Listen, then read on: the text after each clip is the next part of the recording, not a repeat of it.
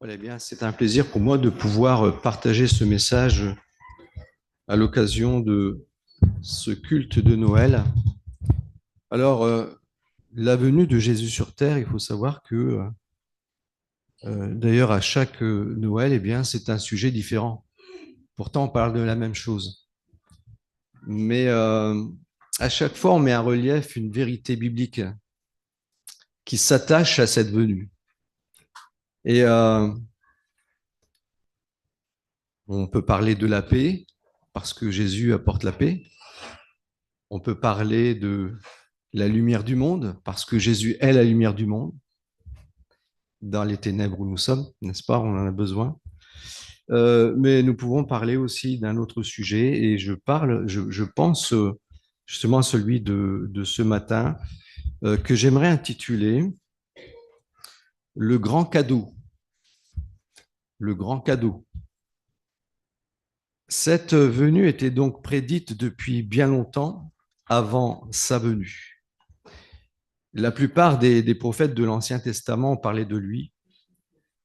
D'ailleurs, quand on lit même à partir de Genèse, on se rend compte qu'il y a des versets de la Bible qui parlent de ce projet de Dieu qui consiste à sauver l'humanité après que cette humanité, les premiers hommes qui avaient été créés, donc Adam et Ève, eh bien, sont tombés dans le péché. Et donc Dieu, déjà, on voit, quand on étudie profondément la Genèse, on voit qu'il y a beaucoup de choses qui ont trait à la venue d'un sauveur. Et donc, on ne va pas lire, bien sûr, tous les passages qui sont liés à cette première venue, mais j'aimerais souligner quand même qu'il y a des sujets intéressants par rapport à cette venue, par rapport des faits très précis comme celui que cet enfant devait naître d'une jeune vierge, ce qui est plutôt rare, n'est-ce pas? Un enfant ne naît pas d'une vierge, normalement. Et pourtant, eh bien, il était annoncé par le prophète Ésaïe que l'enfant viendrait d'une jeune fille. Et dans le langage juif hébreu de l'époque, eh bien, la jeune fille voulait dire jeune fille vierge qui n'était pas mariée. Il devait naître à Bethléem. Il devait être descendant du roi David. Et les prophéties disaient aussi qu'il était le sauveur et qu'il apporte la vraie paix. Et aussi, et ce ne sera pas le sujet de ce matin en tout cas, il régnera éternellement. Ça veut dire que Dieu a un projet pour lui et il va venir pour régner éternellement. Seulement, la première fois où il est venu, eh bien, il n'est pas venu pour régner. Ça veut dire qu'il doit y avoir certainement, et vous l'avez compris, il y aura une autre venue. D'ailleurs, il s'agit de 1200 fois où la Bible nous parle de cette deuxième venue. Mais je ne parlerai pas du tout de celle-là ce matin, ce serait trop long, mais je voudrais au moins mettre en relief le plus grand des cadeaux de l'humanité. Notre monde souffre, et ce n'est pas nouveau. Ce n'est pas encore terminé non plus, ça va encore continuer pendant un certain temps. Heureusement, un certain temps.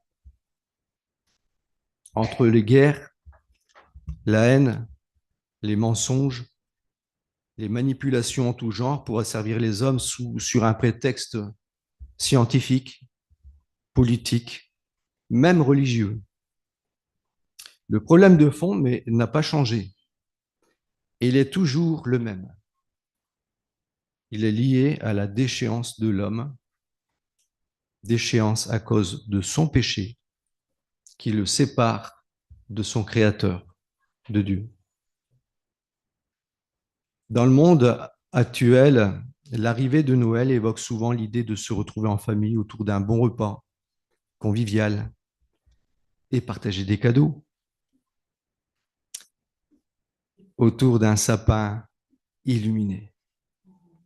D'ailleurs, la fable du Père Noël apportant les cadeaux du ciel me fait penser au plus grand des cadeaux que Dieu le Père nous ait fait à très très grand prix. Ça lui a coûté très cher. Et je voudrais ce matin, à cette occasion, développer cette pensée biblique. En effet, dans la Bible, nous trouvons l'origine et le sens du véritable Noël. Longtemps avant, prédit par les prophètes. L'un d'entre eux, Ésaïe chapitre 53, verset 2, dit que, d'ailleurs, son apparence n'avait rien pour attirer les regards. Il aurait pu se faire encore le cet enfant, il est Dieu, il est le créateur, il a tout créé. Il y a un verset dans Colossiens, on ne va pas le lire, mais qui dit que tout a été créé par lui et pour lui. Donc s'il a fait les anges, les archanges, il aurait pu être beau. Vous avez compris ce que je veux dire? Et pourtant, eh bien, il vient euh, comme tout le monde, avec une apparence comme tout le monde. Pourtant, quelques bergers informés par un ange, et là c'est extraordinaire puisque c'est pas tout le monde qui peut voir de temps en temps des anges, n'est-ce pas? Pourtant, cette nuit-là, à Bethléem, eh bien, un ange est apparu à des bergers qui étaient en train de garder le troupeau. Et puis la Bible nous dit que à un moment, il s'est produit quelque chose. Et j'aimerais lire ce verset dans Luc chapitre 2, versets 10 à 14.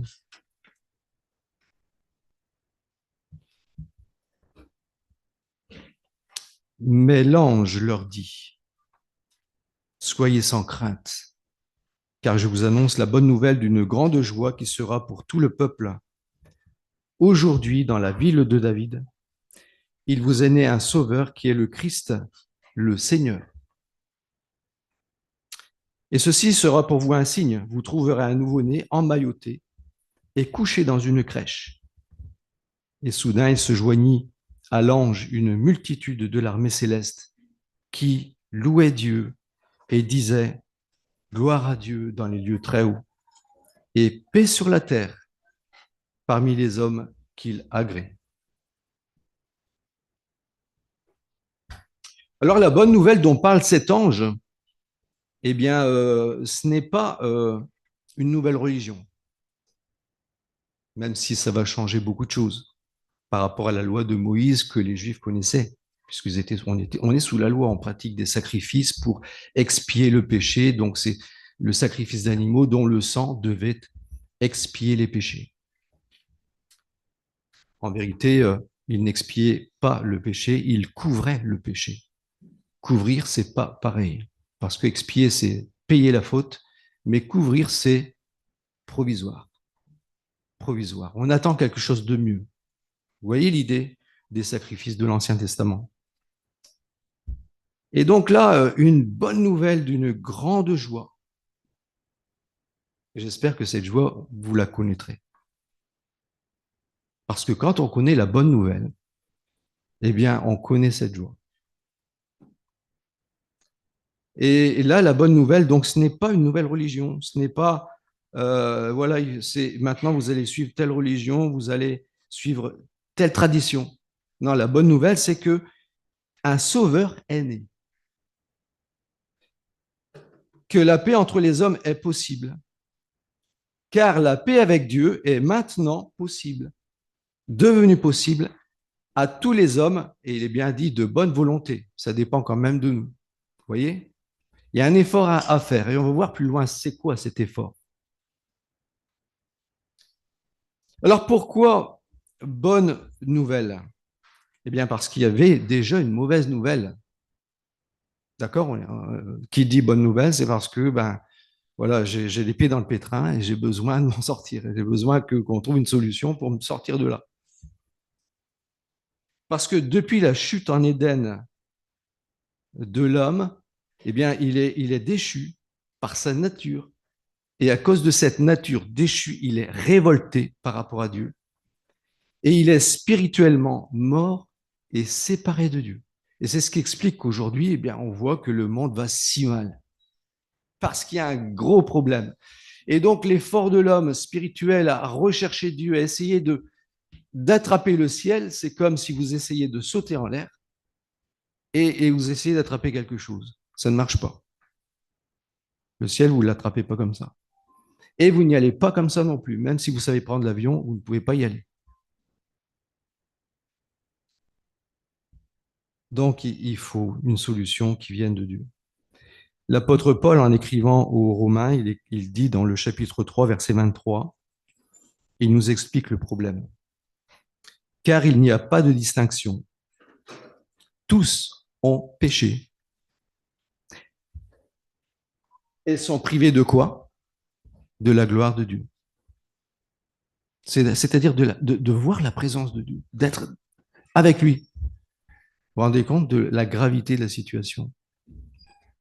Mais ne pouvant être dans la présence de Dieu à cause du péché, le péché l'emmène dans un autre endroit. C'est pas Dieu qui le veut. Dieu ne veut pas. D'ailleurs, il a payé cher. Il a fait un cadeau pour que chacun, vous et moi, nous puissions éviter cette situation. Et donc, tous sont péchés, sont privés de la gloire de Dieu. Jésus, d'ailleurs, l'a dit dans son ministère, au chapitre 15 de Matthieu, de l'évangile de Matthieu, verset 19, car c'est du cœur de l'homme que viennent les mauvaises pensées, les meurtres, les adultères, les fornications, les larcins, les faux témoignages, les blasphèmes. On pourrait aussi ajouter, par rapport à d'autres versets de la Bible, beaucoup d'autres types de mauvaises pensées comme la jalousie, la haine, la tromperie, l'orgueil, le mensonge, la manipulation, les addictions en tout genre comme l'alcool, la porno, etc., etc., etc. Et comme Dieu ne change pas, parce que c'est pas parce qu'on voudrait qu'il change pour que les choses s'arrangent, Dieu ne changera pas. Il est ce qu'il est. Il y a un terme biblique qui s'appelle immuable. Dieu est immuable. Mais il a trouvé une solution, heureusement. Et c'est ça la bonne nouvelle. Il ne change pas, donc il est saint, il est juste et parfait. Et il restera saint, il restera juste et il restera parfait. Et donc, il ne peut pas tenir le coupable pour innocent. Comment donc le péché pourrait-il entrer au ciel dans sa présence? Ben, c'est impossible. Paul va ajouter dans un autre verset, en écrivant toujours aux Romains, chapitre aux Romains, chapitre 6, verset 23, il dit, car le salaire du péché, c'est la mort. Et dans le sens biblique, la mort, c'est avant tout la séparation de Dieu. Parce que Dieu est la vie. Dieu est la vie, donc quand on est séparé de Dieu, eh bien, on est mort. Et ce que j'aime beaucoup dans ce verset, c'est le mais. Mais le don de Dieu. Et je vais revenir plus loin sur ce point. Le don de Dieu qui est la vie éternelle en Jésus-Christ, le Seigneur. Ce don de Dieu, c'est le plus grand des cadeaux. La solution, la bonne nouvelle, c'est la venue du Rédempteur.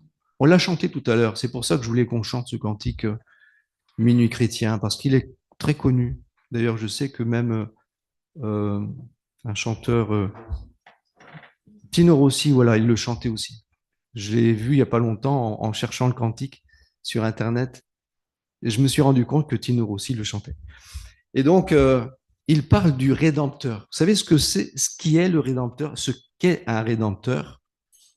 Le Rédempteur, c'est quelqu'un qui paye la dette de quelqu'un d'autre qui est esclave de quelque chose, qui doit quelque chose, une dette très grande qui fait qu'il eh bien, il est perdu, peut-être en prison. Et donc, un riche va payer pour cette personne-là, pour l'en sortir.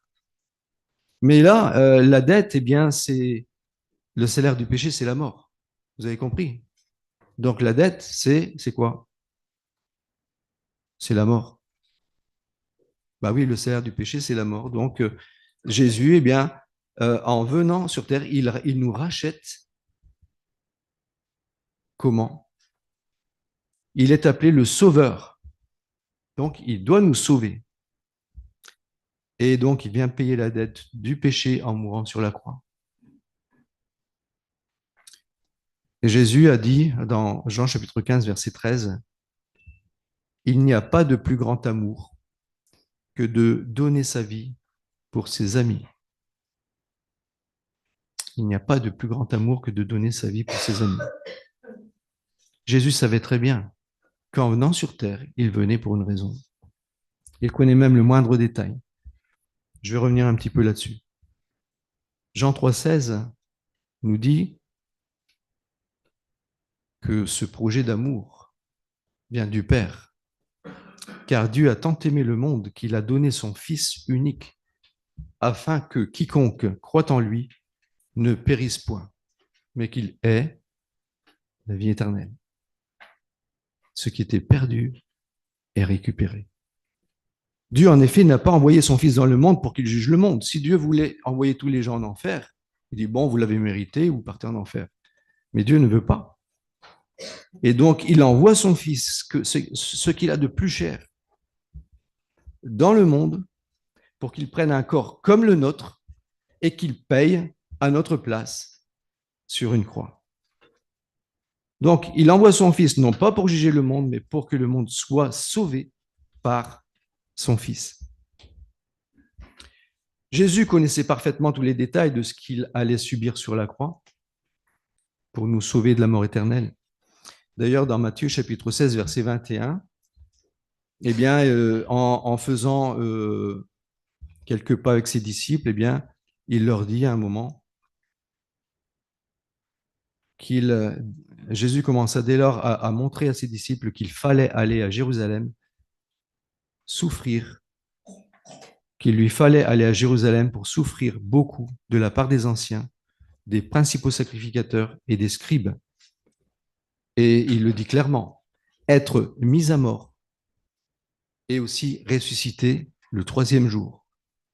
Jésus savait qu'il allait mourir, savait aussi qu'il allait ressusciter le troisième jour. Tout ça, c'était écrit, c'était prévu. Dans Jean chapitre 19, verset 30, eh bien, il est sur la croix, dans ce passage, et puis il demande à boire, il a soif. Alors on comprend parce que il est cloué, il a perdu beaucoup de sang, il a la gorge très sèche et il demande de l'eau.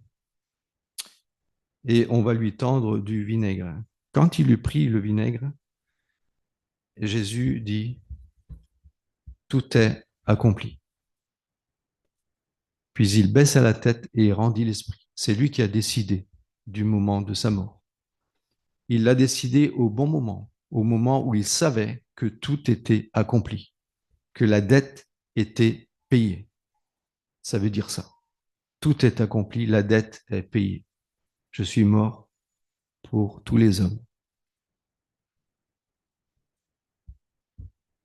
Dans Hébreux, chapitre 9, verset 12, eh bien, je prends vraiment ce petit passage parce qu'il y a des chapitres entiers sur le sujet qui nous parlent de l'Ancien Testament, des sacrifices qui ne pouvaient en aucun cas enlever le péché. Et il est dit que Jésus, quand il est mort, c'est comme s'il était entré dans le sanctuaire céleste, non pas avec, dans le lieu très saint, n'est-ce pas, non pas avec le sang des animaux, des boucs et des veaux, mais avec son propre sang, dit la Bible, ayant obtenu une rédemption éternelle. Donc rédemption, rachat, une fois pour toutes, éternelle, pour toujours. La dette du péché est payée une fois pour toutes. Il a vaincu le péché. Il a aussi vaincu l'enfer. Et en ressuscitant des morts, il a vaincu la mort. D'où l'idée de vie éternelle pour tous ceux qui croient. Cette double victoire a même enlevé au diable tout pouvoir de nuire sur ceux qui donnent leur vie au Seigneur Jésus aujourd'hui. Celui qui donne sa vie au Seigneur aujourd'hui, eh bien, le diable ne peut plus rien faire. Même s'il nous persécute, aujourd'hui les chrétiens sont persécutés, c'est pas par hasard. Mais il y a une chose qu'il ne peut pas nous enlever, c'est la vie éternelle. Il n'a aucun pouvoir là-dessus, parce qu'on appartient à notre bon berger qui est le Seigneur. Nous lui appartenons, et c'est ça qui est euh, extraordinaire. 1 Jean chapitre 3, verset 8 nous le dit, le Fils de Dieu est apparu sur terre à Noël afin de détruire les œuvres du diable. Et il a gagné la bataille. C'est en mourant sur la croix, il a enlevé au diable le pouvoir d'accuser, le pouvoir de dire, voilà, ils méritent l'enfer parce qu'ils ont péché. Eh bien là, le péché, il est enlevé. Donc le diable n'a plus de pouvoir. Donc comment recevoir ce cadeau? On a vu tout à l'heure dans Jean chapitre 3, verset 16, on a dit, afin que quiconque croit en lui. Rappelez-vous, Dieu a tant aimé le monde qu'il a envoyé son Fils unique, afin que quiconque qui croit en lui ne périsse point, mais qu'il ait la vie éternelle. Donc quiconque, c'est qui? Quiconque, c'est tout le monde. Il n'y a pas de distinction de race, d'individu, d'homme, femme, tout le monde qui croit. Quiconque croit reçoit le pardon de ses péchés. C'est une certitude. C'est pas moi qui le dis. Hein. Vous pouvez encore le vérifier tout à l'heure. D'ailleurs, il y aura des évangiles de Jean qui sont à la sortie, qui sont à portée de la main. Donc, vous pourrez en prendre. Vous aurez l'occasion de relire ces versets et de découvrir que c'est une promesse qui nous est donnée par Dieu. Quiconque croit en lui reçoit le pardon de ses péchés et le salut éternel. Éphésiens chapitre 2, verset 8, c'est l'apôtre Paul qui écrit à cette église d'Éphèse et qui leur dit, c'est par grâce en effet que vous êtes sauvés. Dieu a fait un cadeau, une grâce. Une grâce, c'est un cadeau. Et vous savez la différence entre un cadeau, et grâce, c'est que la grâce, on ne le mérite pas. On ne la mérite pas. D'ailleurs, en France, je rappelle de temps en temps qu'en France, on avait la guillotine. Vous vous rappelez de ça? Jusqu'en 1980, je crois. Et donc, le seul qui pouvait faire grâce, c'était le président. Et quand il y avait la grâce présidentielle, celui qui méritait la guillotine pour avoir fait des meurtres ou le mal qu'il avait fait, eh bien, il était gracié. Et c'est la même chose. Nous méritons la mort, mais Dieu nous fait grâce parce que Jésus a payé le prix. C'est par grâce, en effet, que vous êtes sauvés par le moyen de la foi. Et voilà la partie qui nous incombe.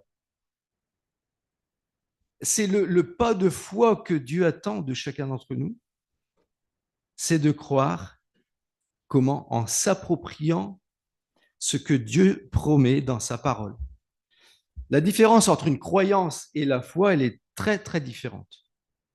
Je peux croire en Jésus et jamais être sauvé parce que je ne m'approprie pas des promesses qu'il a pour moi. Par contre, si je prends au mot ce qu'il a fait, ce qu'il dit d'être, ce qu'il a fait pour moi, je reçois la vie éternelle, je reçois son pardon, je dis merci Seigneur parce que tu as payé le prix pour me sauver. C'est un acte de foi, un vrai acte de foi. Et qu'est-ce que Dieu fait? Eh bien, lui, il est fidèle. Il est fidèle à ses promesses. Donc, qu'est-ce qu'il fait? Eh bien, il nous pardonne. Le sang de Jésus-Christ nous lave de tous nos péchés et il nous arrache des ténèbres vers son royaume de lumière. Et nous appartenons à Jésus-Christ. Et nous pouvons vivre aujourd'hui sans craindre. Ah oui, de toute façon, l'avenir n'est pas rose. C'est vrai. Il ne sera pas rose. Même celui qui étudie la Bible sait ce qui va se passer. Et pourtant, on peut vivre la joie. La joie, non pas d'une illusion, mais de quelque chose de concret que Dieu a réalisé et il met dans les cœurs de chacun de ceux qui croient aujourd'hui. C'est sa joie, c'est même pas la nôtre. Vous vous rendez compte? Je vous donne ma paix, a dit Jésus. Ma paix, c'est pas comme le monde donne. Tu peux devenir milliardaire et ne jamais avoir la paix. Par contre, moi, dit Jésus, je te donne ma paix. C'est la paix du Seigneur. Voilà, dernier verset et je conclus. 1 Jean chapitre 5, verset 13.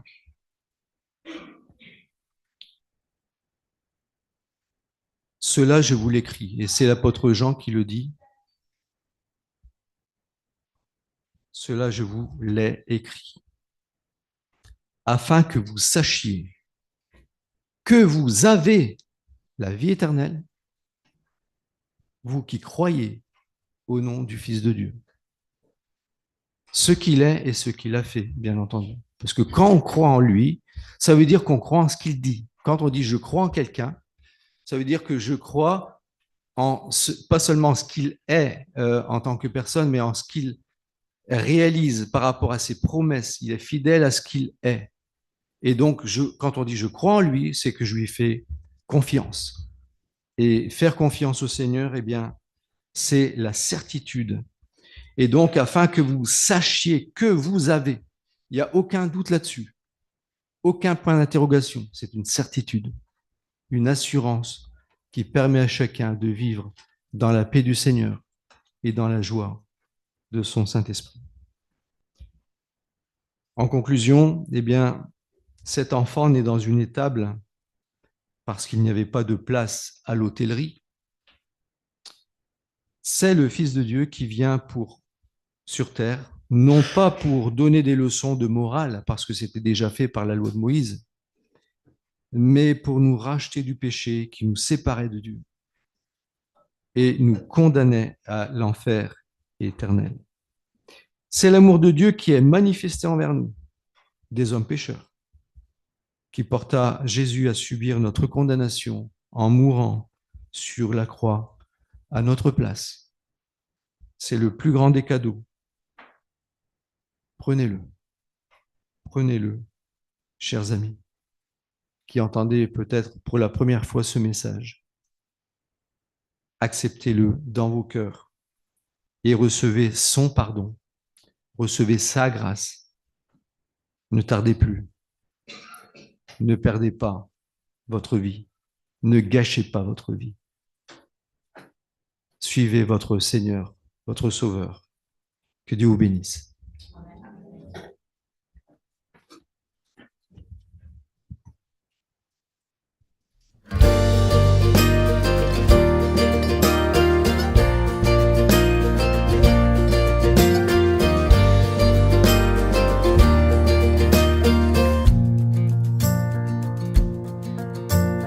Minuit chrétien, c'est l'heure solennelle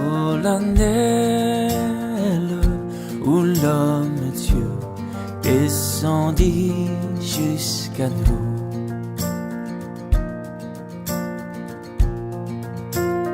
Pour effacer la tâche originelle et de son Père arrêter le courroux. Le monde entier tressaille d'espérance à cette nuit qui lui donne un sauveur. Peuple à genoux,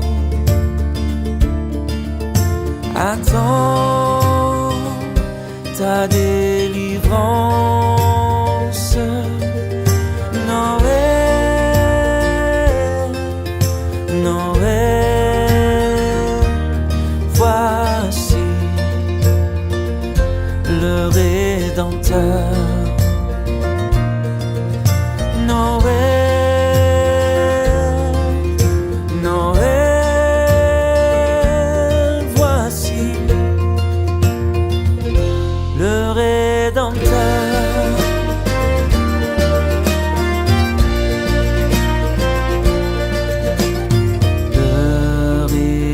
Rédempteur a brisé toute entrave.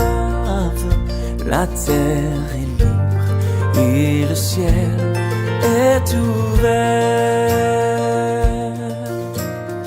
Il voit un frère où n'était qu'un esclave. L'amour unit ce qu'enchaînait le fer, qui lui dira notre reconnaissance, c'est pour nous tous qu'il naît, qu'il souffre et meurt. Peuple debout, chante ta délivrance. Noël, Noël, chantons le Rédempteur. Noël, Noël, chantons le Rédempteur. Peuple debout, chante ta délivrance. Noël,